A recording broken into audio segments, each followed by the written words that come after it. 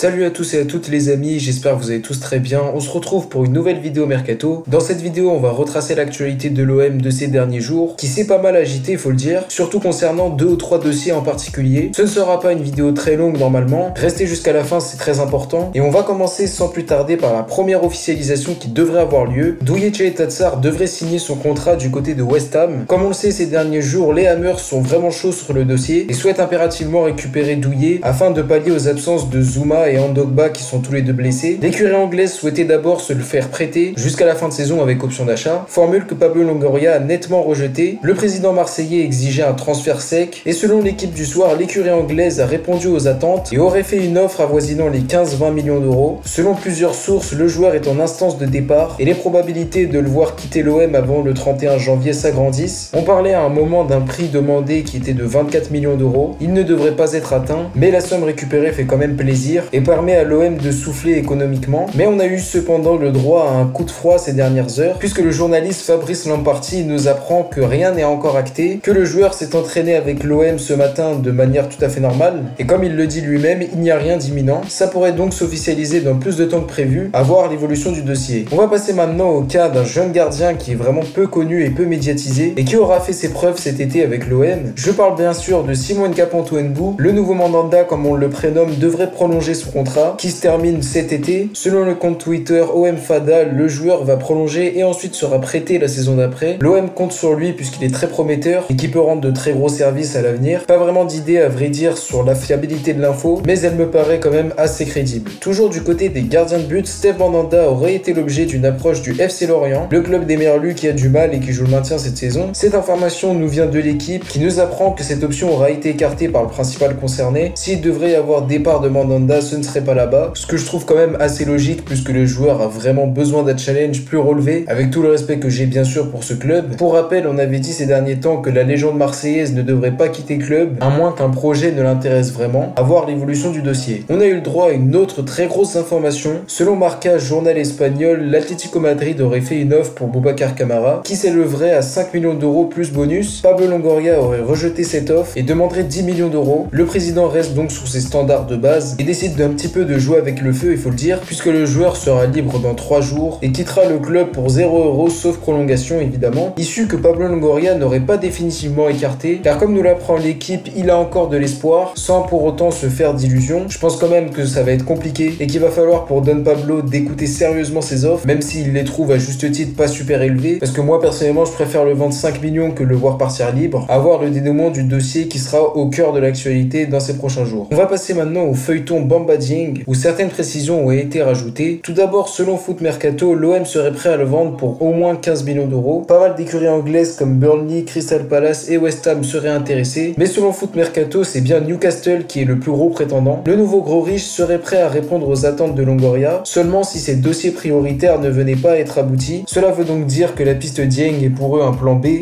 tout de même très sérieux comme nous l'apprend Foot Mercato, et qui peut prendre de l'ampleur dans les prochains jours, à voir l'évolution du dossier qui peut lui aussi très vite évoluer. Donc voilà les amis, c'est déjà la fin de cette courte vidéo comme je vous l'ai dit. Donnez-moi votre avis en commentaire sur les différentes pistes. Elles ne sont certes pas très nombreuses, mais ça me paraissait important de tout relayer en cette période de fin de mercato, où tout peut aller très vite. Bref, on se retrouve très vite pour une prochaine vidéo. D'ici là, prenez soin de vous, c'était Kalash. Ciao à tous.